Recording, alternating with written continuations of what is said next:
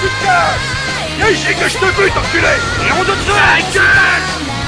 Viens ici, sale enculé! Salaud! Vous vous souvenez de quelque chose, un petit détail?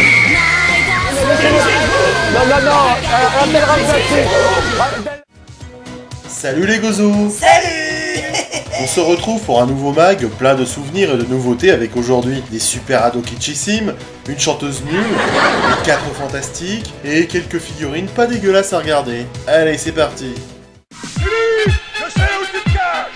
Viens ici que je te bute, enculé! Vous souvenez-vous de cette série appelée les Supermind? Ah ouais, là je vous parle d'un temps que les moins de 20 ans peuvent pas connaître. Pour les anciens de ma génération, Supermind ouvrait le week-end en début d'après-midi, le samedi, tout de suite après la fin de l'école. Et oui, on allait encore à l'école le samedi matin. C'était l'époque du top 50 avec Marc Tosca sur Canal+, c'était aussi l'époque du K2000, de Supercopter, du Tonnerre Mécanique ou de Deux flics à Miami.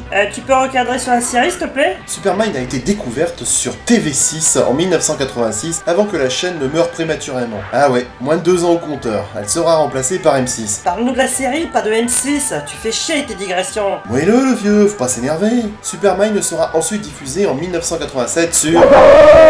Le titre original des Supermind était Misfit of Science. Le créateur de la série s'appelait James D. Parriott, le mec qui avait travaillé sur Super Jamie ou l'Incroyable Hulk. Pur produit de son époque, on avait affaire à une équipe de Jones possédant des pouvoirs paranormaux. Il y avait Billy Hayes, le leader de l'équipe, qui toutefois n'avait pas d'aptitude particulière. Ah bah ça valait le coup de dire qu'ils avaient tous des pouvoirs paranormaux. Le rôle de Billy Hayes était tenu par Dean Paul Martin, qui n'était autre que le fils de l'acteur Dean Martin. Dean Paul Martin va mourir en 1987 dans un accident d'avion.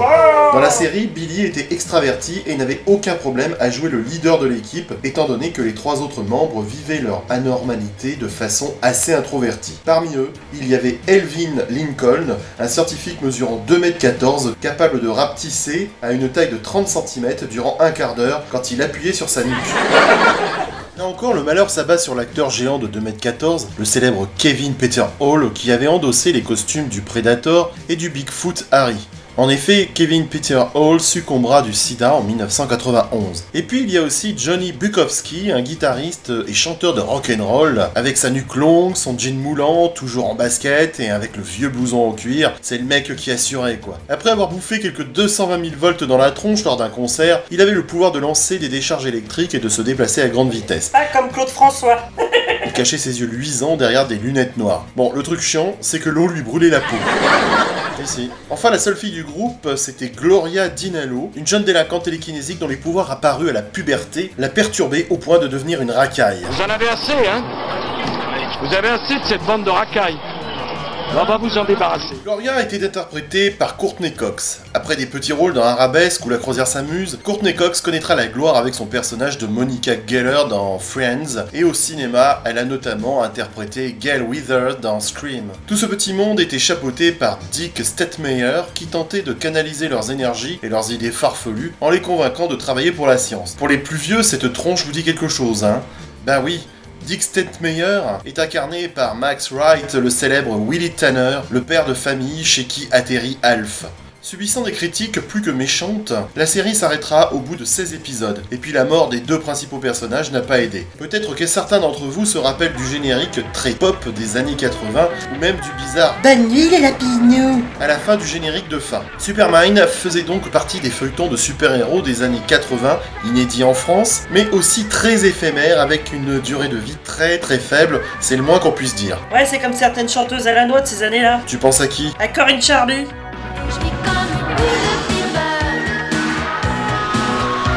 Je l'avais oublié celle-là. Tout le monde l'avait oublié, et à juste titre. Elle chantait comme une chèvre. Oui, c'est vrai, elle a joué dans La Chèvre avec Pierre Richard. Non mais c'est pas ce qu'il a dit là, oh là là. Allez, on enchaîne avec des lectures de la semaine, c'est ça? Ouais, on va faire ça.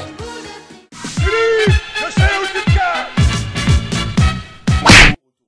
Ma lecture de la semaine est un nouveau retour aux sources des comics Marvel, puisque j'ai lu les premiers épisodes de... Les 4 fantastiques.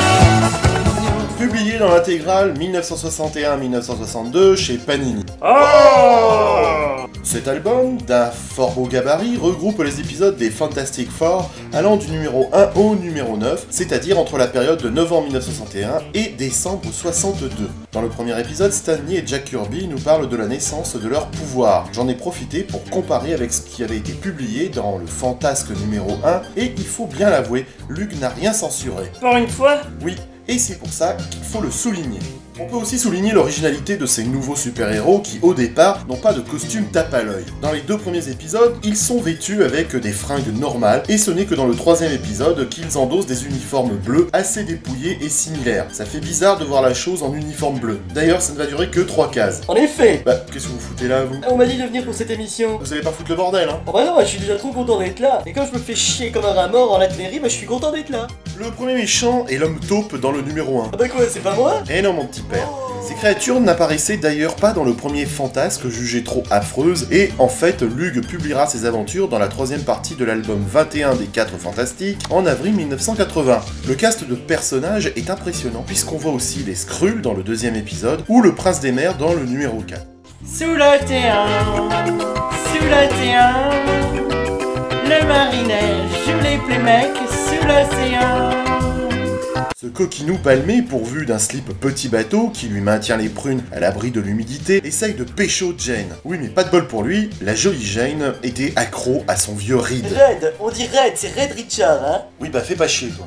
Je faisais l'amour avec lui depuis le samedi après-midi jusqu'au vendredi soir. À ce moment-là, c'était un beau compagnon. Bah merci pour cette précision, mais on s'en fout un peu, madame. Mon mari est absent, vous voulez voir mes fesses? Et ensuite, je vous roulerai une pelle. Non, merci, madame. C'est très gentil, mais non. Dans le numéro 5, c'est le pédant fataliste qui entre en scène. Tu as dit pédant? Oui, j'ai dit pédant. J'avais pu lire cette entrée en scène du Docteur Fataliste dans le Strange Special Origins 172 bis. Enfin, on peut évoquer la présence du maléfique Maître des Maléfices dans le numéro 8. Et que du beau monde, quoi. Comme toujours, à la fin de l'intégrale, on nous montre les couvertures des comics originaux. Et sans plus tarder, on enchaîne avec des originaux, je crois que tu as trouvé un peu par hasard. Oui, c'est une longue histoire. Ouais, bah on s'en branle, allez, fais ta présentation, ma gueule. J'ai mis la main sur ces Marvel Greatest Comics du 64 au numéro 66, datant de 1976. Les Fantastiques affrontent aux côtés des Inhumains le terrible Maximus qui essaye de détrôner Flèche Noire à la cour impériale. Le numéro 64 et 65 ont été compilés dans le 10e album des Fantastiques appelé Maximus en juillet 1976. Enfin, le numéro 66 raconte comment Fatalis a réussi à rendre esclaves les 4 Fantastiques sans trop forcer. Ah oui, je m'en souviens, je les avais bien niqués, ces petits bâtards. Cet épisode, quant à lui, avait été traduit dans l'album numéro 11 des Fantastiques en octobre 1976. Voyez comme la couverture de Lug est travaillée et même plus jolie que l'original. Ah ouais, c'est clair, ça. Allez, on enchaîne sur les figurines que tu nous as amenées aujourd'hui. Regardez-moi ces belles figurines, les geeks. C'est pas de la camelote, coulée en plomb et peinte à la main par les petites mimines de petits Laotiens tout mignons. Iglemoss nous offre de belles petites statuettes très fidèles aux personnages des comics, avec pour débuter ce Red Richards au bras allongé que tu te demandes ce qu'il doit faire avec sa bite. Attention, des zigounettes, des zigounettes. Oui, bon, ça doit être quelque chose au niveau de la schmurz.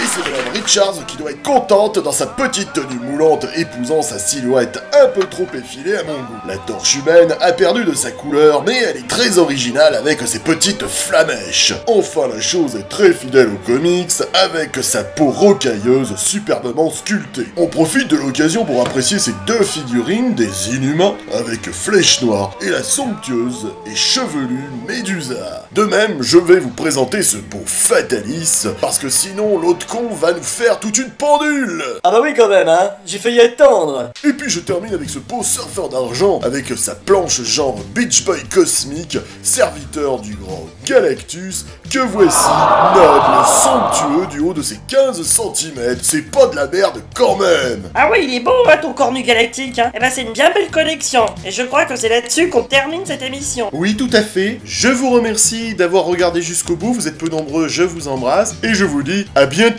les geeks. Salut. C'est que je te bute, enculé!